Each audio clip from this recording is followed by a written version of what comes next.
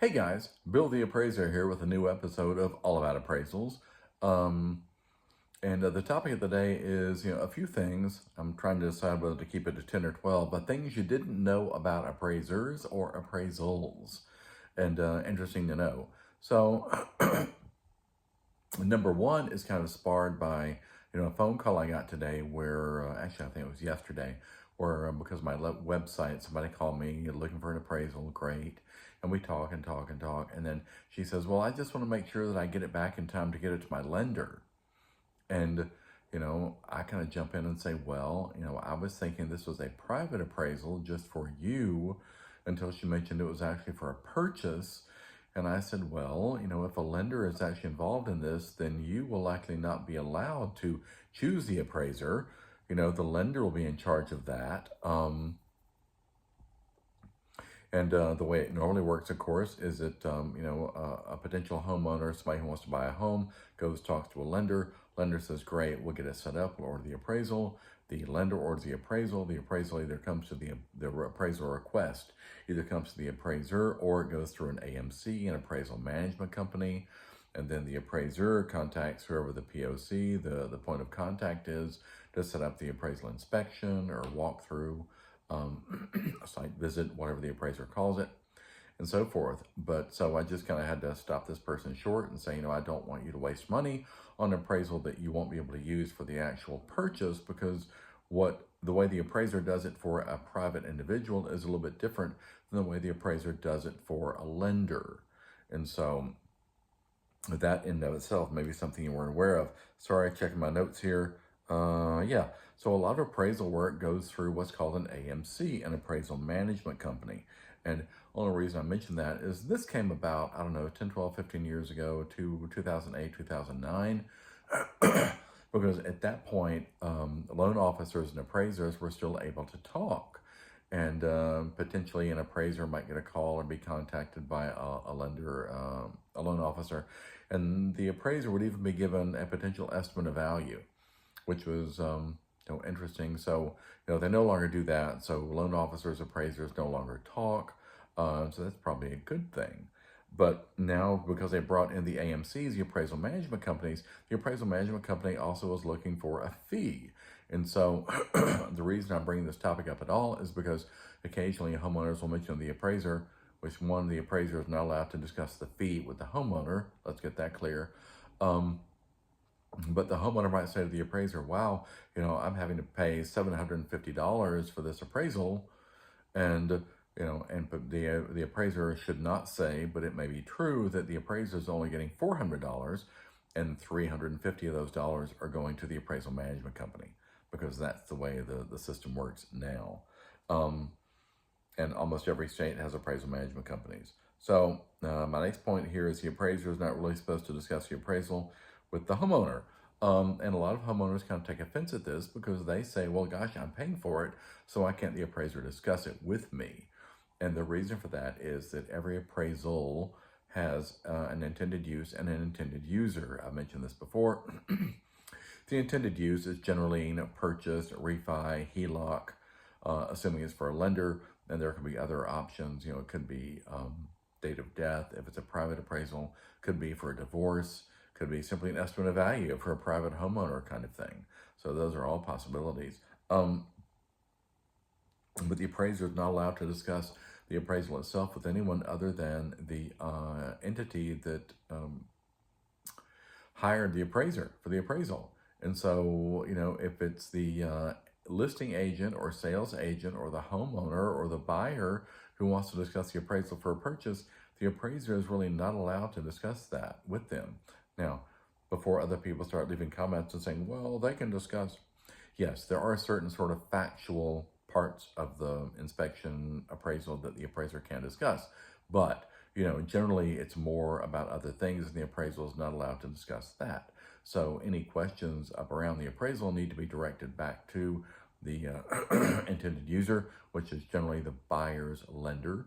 And then that would be funneled back to the appraiser if the lending entity felt like that was warranted or necessary, and then the appraiser would respond, and those responses would go back out to any other parties that were concerned. So Interesting thing here, you may not know about appraisals. All aspects of the subject property are supposed to be bracketed by the subject, by the comparables the appraiser uses.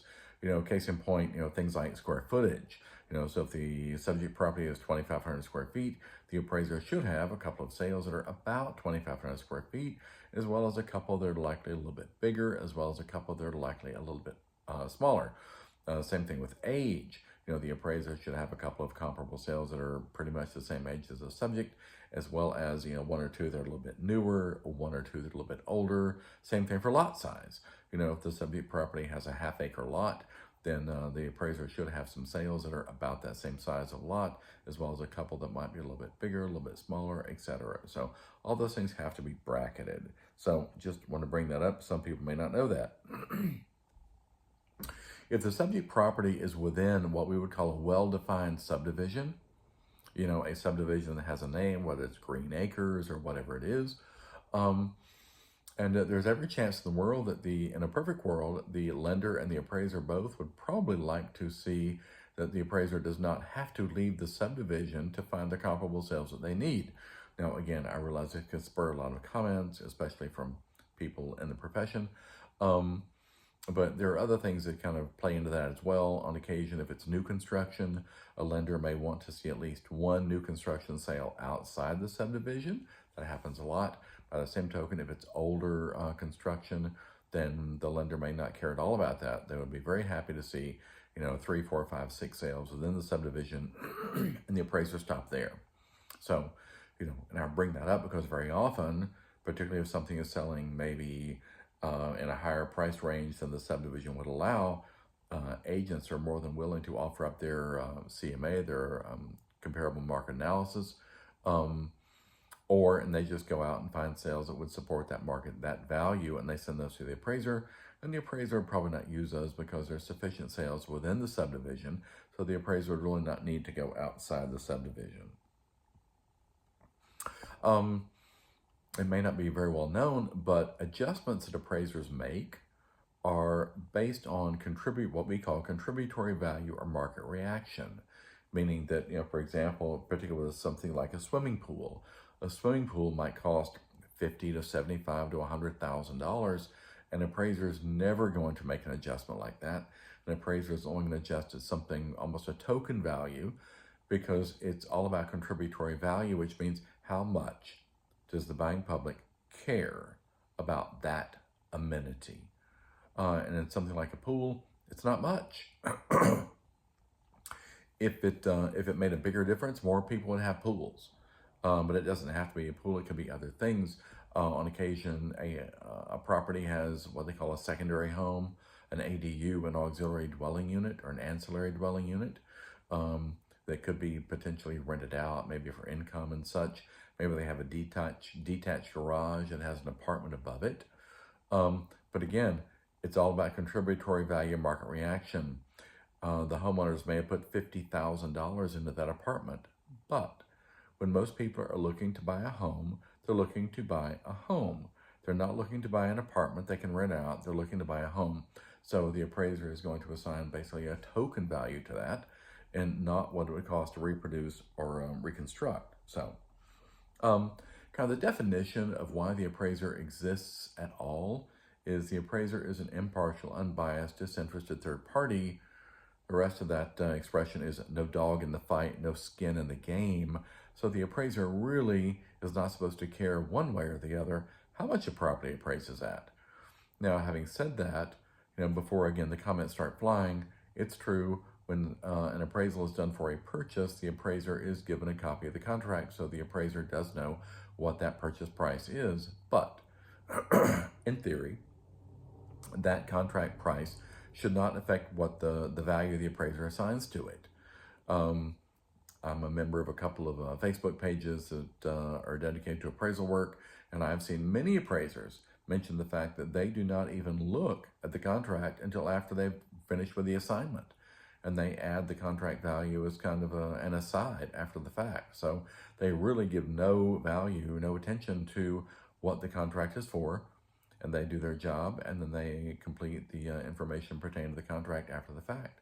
So the appraiser doesn't focus on the fact that the contract price is $450,000.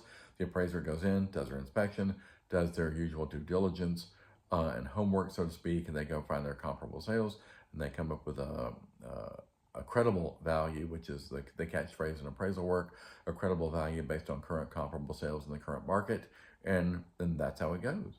The appraiser doesn't really care, sounds ugly to say that, whether it comes to contract, so to speak, because basically, things generally, the contract is written, someone comes along, they want to buy a property, then the appraiser does their thing, they turn in the appraisal, and then up to the buyers and the sellers and all the other parties concerned to work it out if it needs to be worked out.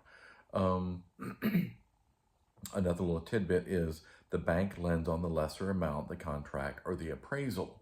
So again, you have something under contract for $450, the appraisal comes in at $4.25.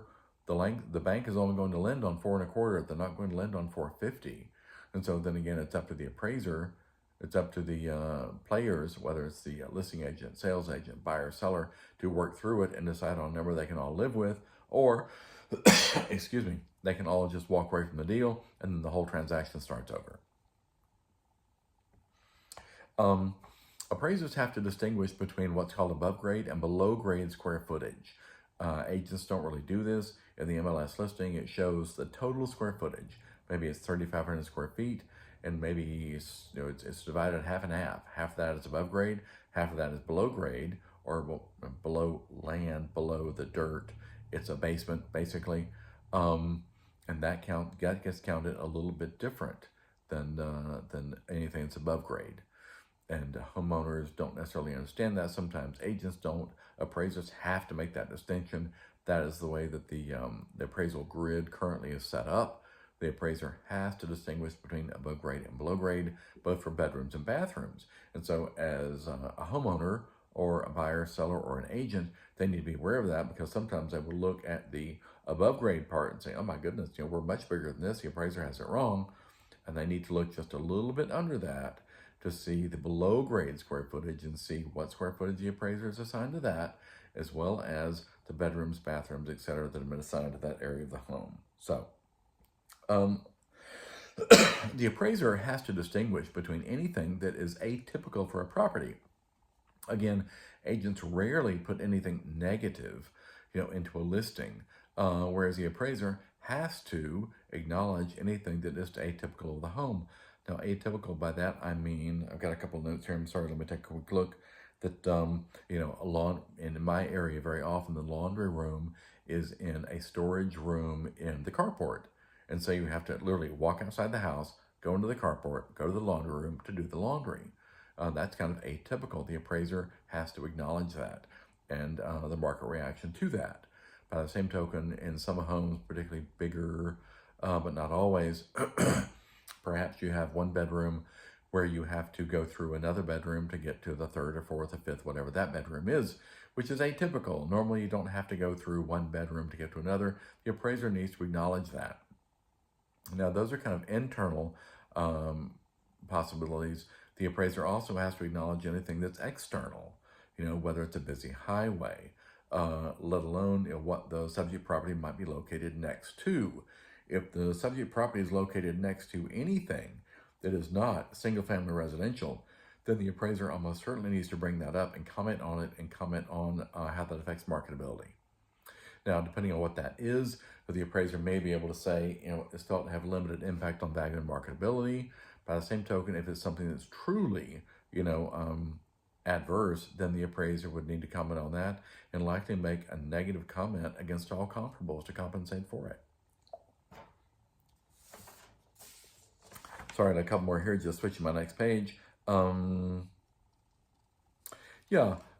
appraiser is almost certainly going to try to use things, I mentioned this before, that are within 15 to 20% of any aspect of the subject property. So if the subject property is 2,000 square feet, maybe the appraiser is going to be searching on comparable sales that are within 1,800 to 2,200 square feet. Same thing with the lot size, same thing with the age, etc. And I bring this up because on occasion, when things don't come to contract, then of course agents, want to offer up other potential comparable sales. And that's all well and good, but very often those comparable sales have nothing to do. Let me go and say this, they're not comparable sales. They are simply sales. But because they would support, or potentially could support financially, dollar-wise, the agents offer those up, so the appraiser would potentially consider those, and that might potentially get the subject property up to the contract price, and then everyone would be able to proceed with the deal and not have to worry about that. Quick fun fact people may not know is the first 3 comps in most all appraisals need to be from the last 12 months. Case in point, I had one today, did the inspection, and the homeowner offers me up a couple of comparable sales, both of which were 2 to 3 years old. Well, I can't use those because that's not allowed, at least not on the first page of comparable sales. The appraiser can potentially use those to support on page 2, but they cannot use those on page 1 as a general rule. At least you couldn't for an appraisal that's going to be delivered to a lender for a federally regulated transaction. If the appraiser is doing something as a private appraisal for a homeowner, they have a bit more leeway, but normally you would not do that. Yes, last point for the day is the value of the current appraisal is in no way, make, shape, or form linked to the value of the previous appraisal. Put my notes down over here. And what I mean by that is very often I will ask homeowners, hey, when's the last time you had an appraisal done? And they will tell me, oh, never have had one done. Oh, 10 years ago. Oh, 5 years ago. Oh, 3, etc. And so, because the value on the current appraisal is always a function of the current sales available at that particular point in time. And as I've probably said before in other videos, that value goes up and down. It's a bit like a graph on a machine at the hospital. It's like, it goes up and down. And so you may have had an appraisal 3 years ago, and that might have come in at X, but now it's all different because all those sales are dead and gone. And so the fact that it appraised for 400 3 years ago has nothing to do with anything. It's all about what are current comparable sales selling for. And again, same sort of thing, an appraiser, a homeowner mentioned something to me this morning about one. And of course I had to say, well, we don't really get to talk about value. But then she sent me a couple of sales in a text message, and they were both 2 or 3 years old. So, I had to go ahead and send back a message saying, thank you for the information. But just for the record, appraisers have to use sales that are basically within 12 months old. In a perfect world, 6 months old. And just backtracking on what I just said, no, we're not really limited to 12 months, but the front page of comparable sales is generally limited to 12 months. And yes, the appraiser could potentially throw in a sale that was, a touch older than that, 12, 13, 14, 15, 16 months old, on the second page, just because there was a good reason to. Either it was very similar to the subject, it was close by in proximity and that type thing. So hope this has shed some light on a few things.